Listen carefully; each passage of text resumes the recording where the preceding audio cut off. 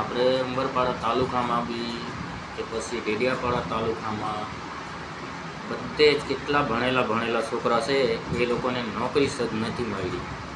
એટલે એ લોકોને હવે સરકાર જે છે આપણે એ સરકારને જ બદલી કાઢવું પડે.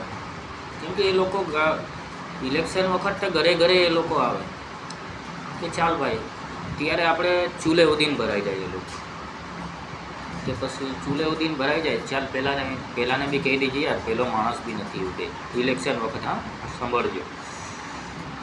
એટલે આ ભાજપ સરકાર છે ને ઇલેક્શન વખત હા ભાઈ તને ગળે ઉતરી જાય એવી વાતો કરે.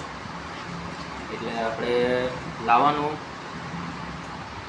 આમ આદમી પાર્ટીને લાવો ને કોંગ્રેસના પાર્ટીને લાવો. આમ આદમી પાર્ટીને જોયું પહેલાં ડેડિયાપાડામાં ચૈતરભાઈ કેવું કામ કરતો છે યાર, લોકોને